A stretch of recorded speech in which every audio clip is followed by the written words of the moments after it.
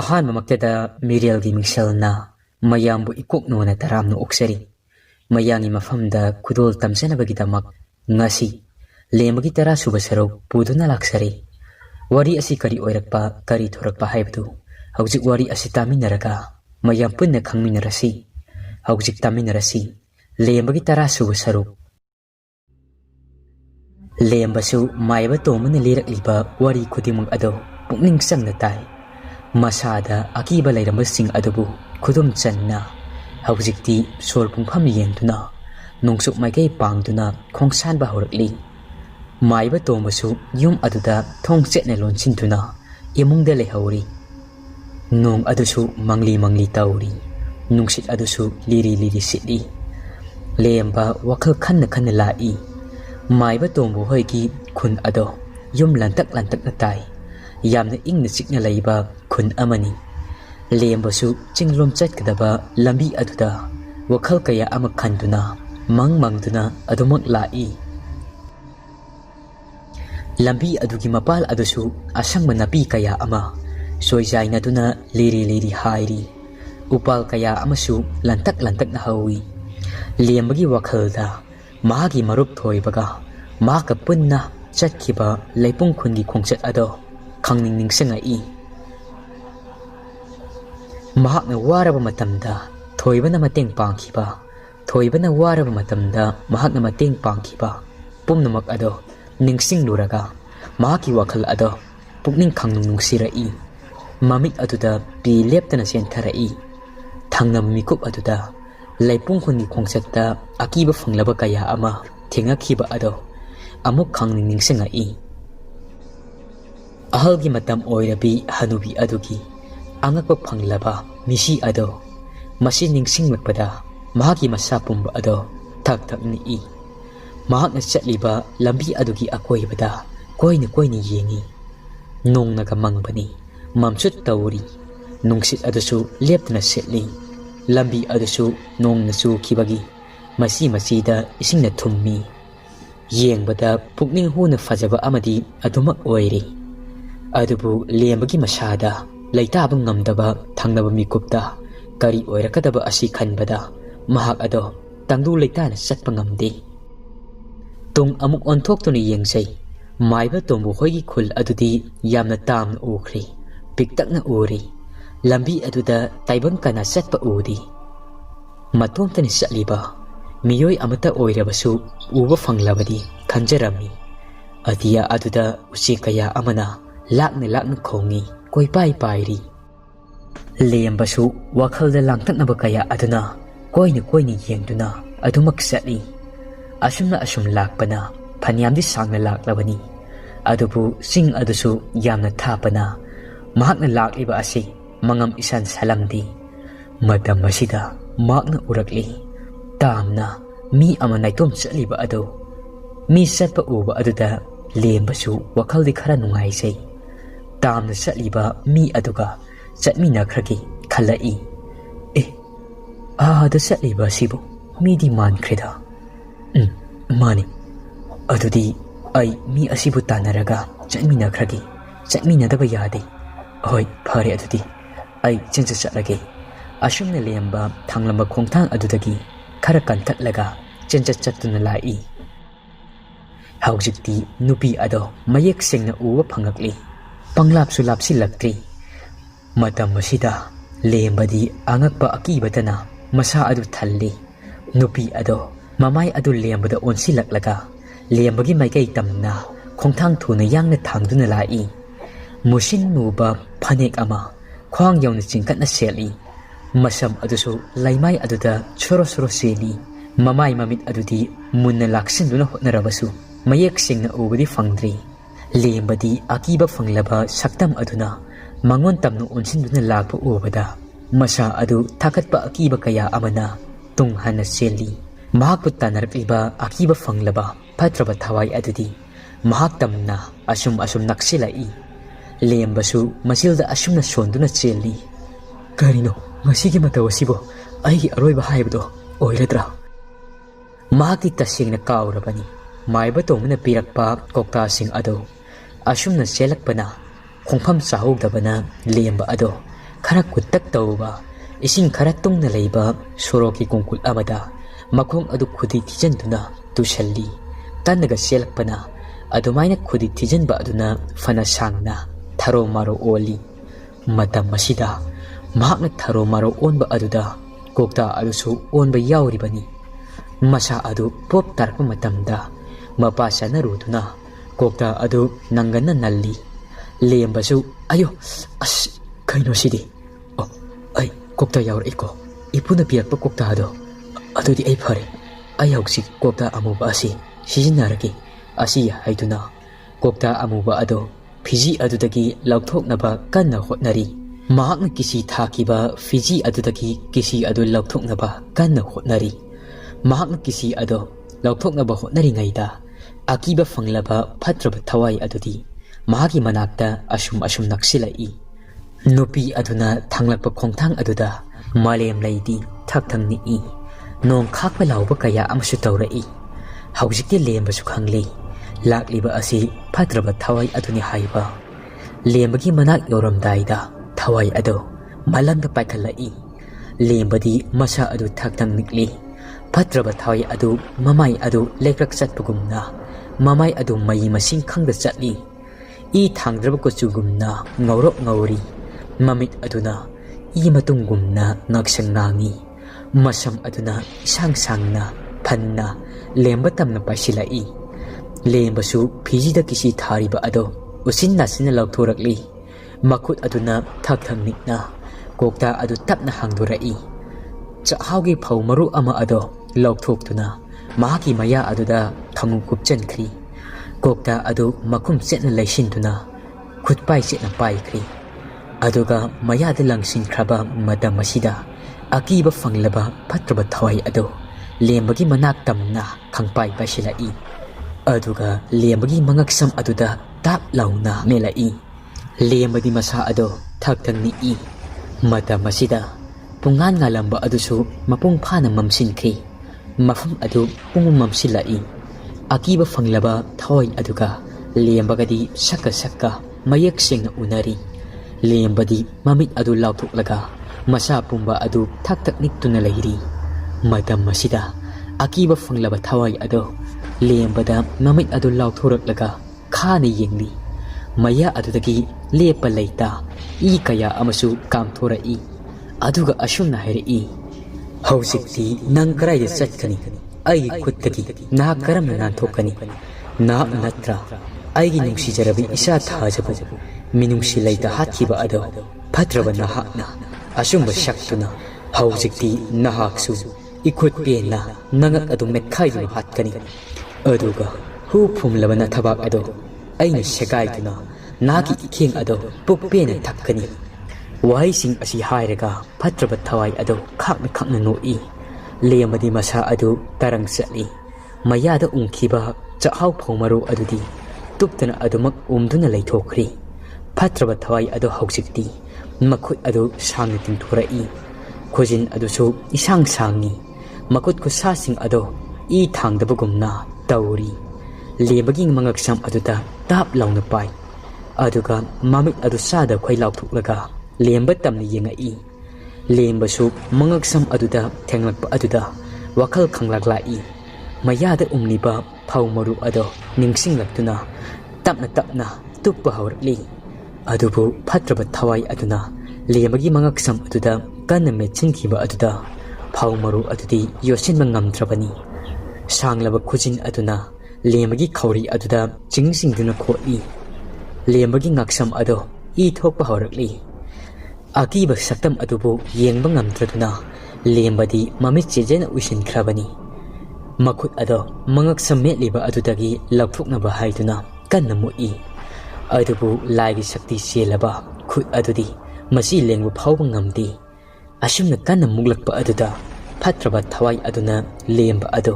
makok adu laimai aduga panana akanba sakphu amada thomjilli lembasu masa adu tarang sali yamna wana hotnatuna tuppa loiraba phaumaru ado kut laung yosinkhri hausikti lembasu matik mayai kallaba laigi sakti selaba phaumaru adugi matengna mafam adudagi mangkhri. Lemba mangkhiba aduda phatraba thawai ado ingangna koyeng yengi. Lemba leiramdraba aduda asauba amaga loinatuna mamai adu nongdol thakti yengkhattuna koirau lawi. Pungja kharagi matungni lembasu gyan mangna laimai aduda taaduna leiri. Mahaki akoiba arapa mafumsingdagi saji sangai kaya amana zen chongduna sanai aduga khongbagi makhol kaya amsu tarai. Ngai haki matungda lembado gyan tapna tapna tarakli. Mamit adu phakli phakli tamna hogalai. Makok adu paituna makok su ingaw ngawi. Akoib aduda koyeng yengi. Machinda asumna soli. Kaidano aina layramni sibo. Mataw karamna aidi mafam asida. Aibu ngasai asumna lemba mahakna pungja kharagi mamangda thengnakibasing ado khangning ningsingai. Pomnamak adu ningsing lubada masa adu tu chungkiba khangawdi. Mahaksu tapna hawalakli. Aduba makok adudi adumak ngauri ngauri tauri. Ngasai makok ado laimai aduga panaduna kanni yashinkhiba aduda. Makhut aduda kokta amuba ado chetna paiduna layrammi. Kokta adu phijida chetna amuk yapsilli aduga hawalakli. Kaino aina layramlibasidi singkhong natrane. Mani adudi aina laklibasi phanyamni tamakli. Adudi ai hausik kaidogani. Ipuna haikhiba adubu mafam asibu ipuna haiki sing asida tamthiraba sagai makhal kaya amale haibado. Adubu singkhong asidadi kayada phajakhraba upal kaya amana mafam chana chana hauriba yengbagi mitfambu hongba yadi. Tamna saji sangai kaya amana nungsina khongliba. Singdi panglap lapadi oidri mafam asidagi adudi pantharoi chingtamna khongsanba hauragi. Asumna lemba chatna mafam adugi phajarba kaya adubu yengli. Mafam asidadi nungsana tarang tarang thoi. Nungsagi mangal aduna yeibada singkhong aduda hauriba makhal kayagi lairang sing adusu maka fanna fugaina sali. Upal sing adusu changtrik sangna maka fanna hauri. Singkhong adu tamna karai. Singkhong adu yoramdaida lembagi masa adu sokthaba awaba kaya amana masa aduda phawba horai. Kaino aibo ngasi sibo sokthaba aram khawrangba phawri sibo. Ai khawda ising hawkhiba adubu yawriba sala. Asumna lemba mahagi khaw aduda ising hawkhiba patra ado yawribra haiduna yengi. Adubu khaw adudadi yawramdri. Patra adudi ngasaina phatraba thawai aduga lembaga muknaba matam aduda tahawrabani. Lembasu masa adu tasingna awaba haibadu oiri. Ngai hakti mafam aduda phamtharai. Awaba khawrangba kaya aduna maiba tomana hapirakpa chana thaknaba pumnamak ado amata yawramdri. Khaw aduda sukna tangki dairi adu khakte yawrammi. Lembadi kari busaduna asuk sangkraba khongsat asibu chatkadaba khanbada masa adu awaba ama oiri. Aibu hausikbu karam tawbani asuk sangkraba mafam asitana laklaga kari busaraga pantungbamsi yawgani. Matam masida maiba tomana mahakna salamdaida hairakpa ado khangningsingai. Nupa haibasidi nasana nasagi laibak ado lepchagadabani. Wahai asi ningsinglakpada masa adu thauna ama hapugumna taurari. Adudi ai hausik kaidawdai. Ai ninganaba yade. Ai nupani thengnaba tabani pomnamak asi mayoknagani. Adudi ai hausik kaidogani. Ai khawrangba asi koknaba ising thiba tabani. Mafam asidadi ising leirangmani haibagi thajabadi laiti. Adudi karomda chatlaga ising thigani. Magda layriba sing asidagi chentharakba il amadi soidana layramgani lok amadi layramgani.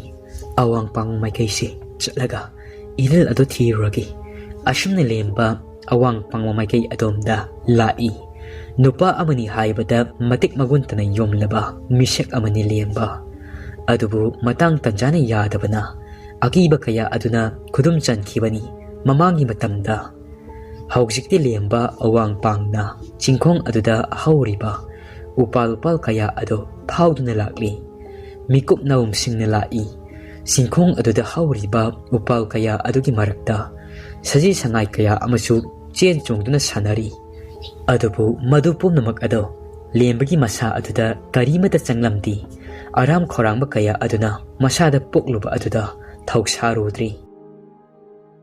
Asumna asum lakpana haujikti Lemba ado masa adu wabana henman kibana laimai aduda bom launa tutharai. Mamit mana aduna tandan pai. Ngaihaki matungda Lemba ado mamit ado uirum manglomda yengai. Mahaki mamang maktada laisi isingna tarang senthaiba ado apikpa loki maril ama lairamba adu uri. Lembasu masa adu aram khorangba kaya aduna iril adugi manak tamna prap sitituna lai. Aduga ising adu khojok sauna kantuna ising adu thai. Haujikti Lembasu ising ado mapuk pena thakli. Masa ado aram khorang pumnamak ado kokli. Ngay hakti iril gi mapal aduda masi lengda. Tuminna mamit ado uisinduna layringayda. Mahaki manang maktada karigumba ama changlapugumna khongthang makol ama tarai. Lembadi masi leng manati changliba khongthang makol ado laksinna tuminna taribani. Khongthang ado manak tamna changsilai. Aduga iril adudagi ising ado guru singdun thai. Lembadi masa adu pakatpa akiba kaya amana pik thankri. Sakay ka oiram labadi asi haituna mamay adu nakal adomda tapna laythorai. Aduga yengai haujikti uri phasaraba masi sirong longba saji ama iril adudagi pakthaduna ising thakliba ado. Lembadi saji adubu ubada shumatna mitfam hongda yengduna layri. Saji adu asuki matik fajai.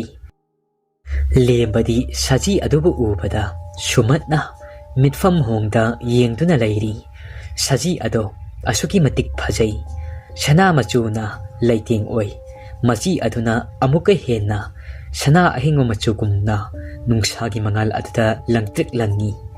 Asumna Lembadi mitfam hongda yenglingayda machu makal kayagi saji masing khangdana Lembagi nak oy yet nakal khuding makta paring sana tapna sannarai.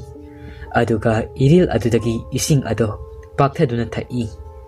Lembadi phajraba saji kayana adumna ising thakduna layriba aduda masa ado sumatpana loiri taibang amada tauri. Matam masida Lembana layba saji kayana ising takliba maikay adugi het mayok na maikayda angawba machogi kay ama tapna mong hadana changai. Saji paring layba adomda mityeng adu thawna yengi. Lembasu karigumba sanil ama phangi haituna yengthokliba matamda haujikti uri. Kay angawba aduna layriba ado phibam adu ubada Lembadi khangprek khangna ima asi haiduna khanglaw na phuk haugalai aduga senthorai. Nakanda paring lengduna layriba saji pumnamak ado Lembana lawba aduda khangprek khangna makoisu senthorakli. Saji mayam adu chenba adu kay angawba aduna machinjak phangawroi matagumna fallang chungsilaktuna saji tanarai. Lembadi kayna tanarakpa aduda masa adu mihul yaukri. Ahawba khonjel amadi lawduna saji sing adugi mang thaduna chenkri. Sajina phanayang chelabasu charit chara haiba kayna tanarabada phangdaba yaugdi haibado makoi mayamgi khwaidigi maning thangauba saji ama kay aduna lusam adude lakri. Kaygi khayat aduda takri. Haujikti Lembasu chelakpana phanyamna sangna seli. Mahakna sana selakpa aduda tung hana yenglu matamda saji amata selaklamdri. ꯑꯁ ꯂꯣꯏꯔꯦ ꯑꯩꯗꯤ ꯌꯥꯝꯅ ꯁꯥꯡꯅ ꯆꯦꯜꯂꯛꯂꯦꯗꯅ ꯍꯣꯏꯗ ꯉꯥꯏꯍꯥꯛꯇ ꯐꯝꯒꯦꯗ ꯑꯁꯨꯝꯅ ꯂꯦꯝꯕ ꯃꯐꯝ ꯑꯗꯨꯗ ꯉꯦꯛ ꯂꯥꯎꯅ ꯐꯝꯊꯩ ꯅꯦ ꯇꯥꯅ ꯁꯣꯔ ꯑꯗꯨ ꯁꯥꯡꯅ ꯁꯥꯡꯅ ꯍꯣꯜꯂꯤ ꯑꯁꯨꯝꯅ ꯃꯇꯝꯗꯤ ꯍꯧꯖꯤꯟꯈꯤꯕꯅ ꯍꯧꯖꯤꯛꯇꯤ ꯅꯨꯃꯤꯠ ꯑꯗꯨꯁꯨ ꯇꯥꯒꯗꯧꯔꯤ ꯂꯦꯝꯕꯗꯤ ꯄꯨꯛ ꯂꯥꯝꯂꯛꯂꯗꯨꯅ ꯆꯥꯅꯕꯗꯤ ꯑꯃꯠꯇ ꯌꯥꯎꯗ ꯀꯔꯤꯗꯤ ꯎꯄꯥꯏ ꯂꯩ ꯊꯛꯅꯕ ꯏꯁꯤꯡ ꯑꯗꯨꯗꯤ ꯏꯔꯤꯜ ꯑꯗꯨ ꯇꯥꯅ ꯆꯠꯇꯨꯅ ꯊꯛꯄ ꯇꯥꯕꯅꯤ ꯃꯁꯤ ꯅꯠꯇꯅ ꯎꯄꯥꯏ ꯑꯃꯠꯇ ꯂꯩꯕ ꯅꯠꯇꯦ ꯃꯁꯥ ꯑꯗꯨ ꯅꯨꯃꯤꯗꯥꯡ ꯑꯣꯏꯔꯛꯀꯅꯤ ꯈꯟꯕꯗ ꯑꯋꯥꯕ ꯑꯃꯗꯤ ꯑꯣꯏꯔꯤ ꯑꯁ ꯅꯨꯃꯤꯠꯁꯨ ꯇꯥꯒꯗꯧꯔꯤ ꯑꯩ ꯃꯐꯝ ꯆꯥꯕ ꯑꯃ ꯌꯦꯡꯍꯧꯗꯕ ꯌꯥꯗꯦ ꯃꯐꯝ ꯆꯥꯕ ꯑꯃ ꯌꯦꯡꯍꯧꯕꯅ ꯐꯒꯅꯤ ꯐꯔꯦ ꯑꯥꯗ ꯎꯔꯤꯕ ꯎꯖꯥꯎ ꯑꯁꯤ ꯇꯝꯅ ꯆꯠꯂꯒꯦ ꯑꯁꯨꯝꯅ ꯂꯦꯝꯕ ꯁꯤꯡꯈꯣꯡ ꯑꯗꯨꯒꯤ ꯃꯅꯥꯛꯇ ꯍꯧꯔꯤꯕ ꯎꯖꯥꯎ ꯑꯗꯨ ꯇꯝꯅ ꯇꯞꯅ ꯇꯞꯅ ꯀꯥꯈꯠꯈ꯭ꯔꯦ